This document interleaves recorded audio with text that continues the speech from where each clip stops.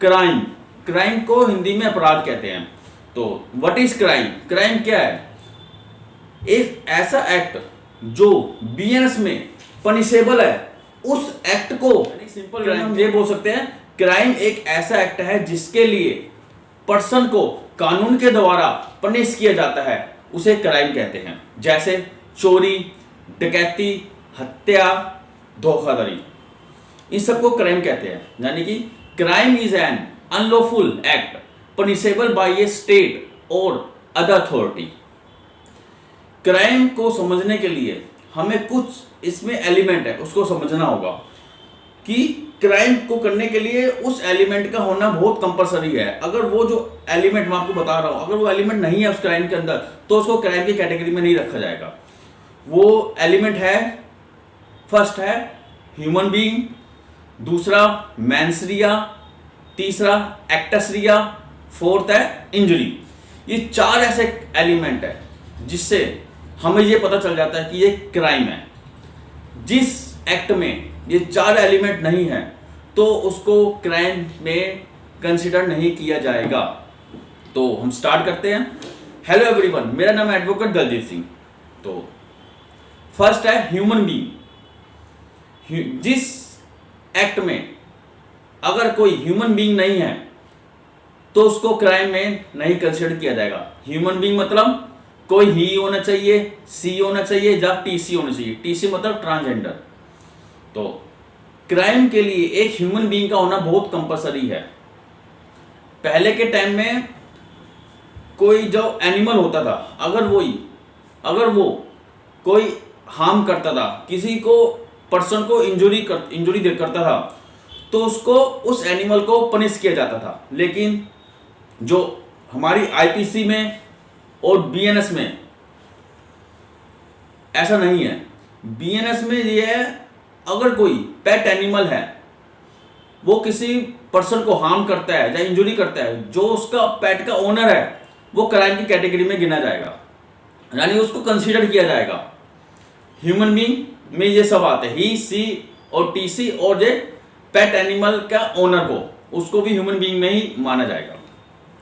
दूसरा आता है मैंसरिया।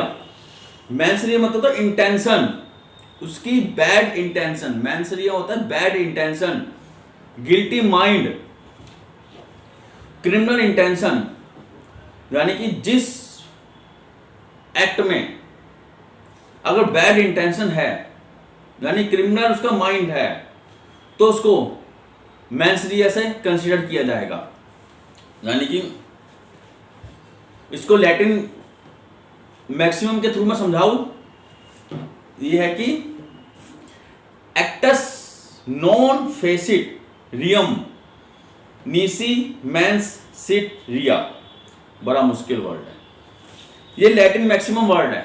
दोबारा मैं एक बार बताता हूं आपको, ये वर्ड है acts non face it रियम नीसी mains seat रिया। है तो मुश्किल वर्ड, लेकिन मैं इसको सिंपल वे में समझा रहा हूं। मुझे क्या लैटिन मैक्सिमम वर्ड क्या बोल रहे थे? जब तक कोई एक्ट विद बैड इंटेंशन के साथ ना किया गया हो, दोबारा बता रहा हूं, जब तक कोई एक्ट विद बैड इंटेंशन के साथ ना किया गया हो, उसे गिल्टी नहीं माना जाएगा।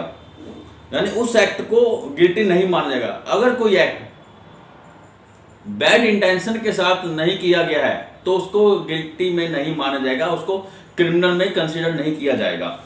ये लैटिन मैक्सिमम का यही सिद्धांत है। तो इसको एक सिंपल मैं एग्जांपल के थ्रू समझाता हूं कि जैसे कोई एक व्यक्ति है,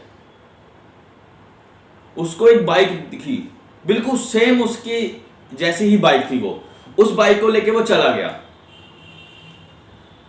जो जिसकी जो बाइक थी उसने उसको पकड़ा, तो वो ने कहा कि जी मेरी बाइक है। तो जो बाइक लेके गया था वो कहता कि ये तो मेरी जैसी बाइक थी, मैं गलती से इस बाइक को ले गया। यानी कि उसकी बैड इंटेंशन नहीं थी, गुड इंटेंशन थी। अगर उसकी बैड इंटेंशन होती, क्रिमिनल माइंड होता, तो वो क्राइम में कंसीडर किया जाता। लेकिन उसकी बैड इंटेंशन नहीं थी, उसकी गुड इंटेंशन थी। वो गलती से उसकी बाइक को लेके चला गया था, अपनी बाइक समझ के। तो उसको कंसिडर क्राइम में कंसिडर नहीं किया जाएगा, तो उसमें मैंसरिया नहीं लगेगा। सिंपल मैंसरिया ये बताता है। दूसरे एग्जांपल में थ्रू ये बताता हूं कि आपको, जैसे कोई व्यक्ति, उसकी एक बुक है, बिल्कुल सेम ऐसी बुक वो लाइब्रेरी में पड़ी है, वो उस बुक को उठाकर ले गया। उसने सोचा कि ये सेम मेरी जैसी बुक है, इसको उठाकर जाएगा, उस लाइब्रेरी वाले को पता नहीं चलेगा। यानी कि देखो, उसको पता था कि ये लाइब्रेरी की बुक है और तब भी उसको उठा के ले गया, यानी कि उसके अंदर मैंसरिया लगेगा। यानी कि उसकी बैड इंटेंशन थी, गिल्टी माइंड हो गया था उस बुक को देखकर, क्योंकि बिल्कुल सेम उसकी जैसी बुक थी, वो उसने सोचा कि ये मेरी बुक समझ के मैं ले जाऊंगा, लाइब्रेरी वाले को पता नहीं चलेगा, तो उसको क्राइम में कंसिडर किया जाएगा, यानी कि उसके अंदर मैंसरिया लगेगा। तो ये सिंपल मैंसरिया हो गया। अब आता है तीसरा एलिमेंट, आता है एक्टस रिया।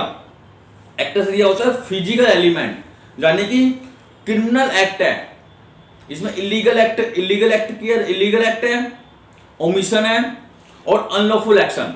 यानी कि अगर कोई भी क्राइम होता है तो उसमें ये दो एलिमेंट होना कंपलसरी है, एक तो मैंसरिया और एक्टस रिया, यानी कि उसकी बैड इंटेंशन होनी चाहिए और इलीगल एक्ट होना चाहिए। कोई भी क्राइम अगर होता है तो ये दोनों एलिमेंट का होना कंपलसरी है, मैंसरिया और एक्टस रिया। अब ये एक्टस रिया क्या होता है? एक्टस रिया होता है जैसे कि एक व्यक्ति है,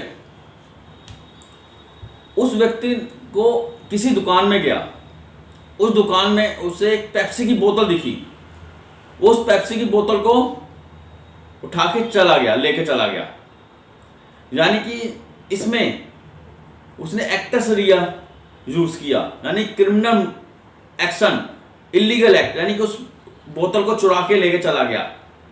यानी कि इसमें अगर उसमें मैंसरिया भी आ गया, एक्टस रिया आ गया, उसके अंदर बैड इंटेंशन आई पहले, उसके बाद उसने एक्ट किया, इलीगल एक्ट किया, उस बोतल को उस दुकान से लेके चला गया, तो उन्होंने उसको चोरी की, तो उसमें एक्टस रिया उसमें कंसिडर किया जाएगा। तो इसमें एक ओमिशन है। ओमिशन होता है कुछ काम को ना करके जो उसे करना चाहिए था उसने उस काम को नहीं किया, वो ओमिशन की कैटेगरी में लिखा जाएगा। यानी एक्टस रिया का वो भी एक पार्ट है ओमिशन। यानी एग्जांपल मैं बताता हूं आपको, एक डॉक्टर है, उसको अपनी पेशेंट को डेली एक टैबलेट देनी थी, अगर वो टैबलेट ना देता तो उसको काफी इंजरी होती, हार्म पहुंचता, लेकिन उस डॉक्टर ने उसको डेली एक टैबलेट नहीं दी, यानी कि उसको जो करना था उसे जानबूझ के नहीं किया, उसको जो काम को करना था उसने जानबूझ के नहीं किया, तो इसमें एक ओमिशन होगा, तो इसको भी क्राइम में कंसिडर किया जाएगा कि इसने ये काम को करना था लेकिन इसने इस काम को नहीं किया। कुछ चीज ऐसी उस काम को नहीं करके भी वो ओमिशन की कैटेगरी में गिना जाता है, तो इसको कंसिडर किया जाएगा क्राइम में।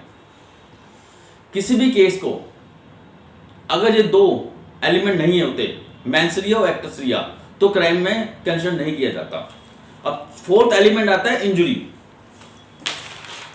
ये इंजुरी कितने प्रकार की होती है? इंजुरी माइंड इंजरी भी हो सकती है, बॉडी इंजरी भी हो सकती है, प्रॉपर्टी इंजरी भी हो सकती है और रेपुटेशन भी हो सकती है।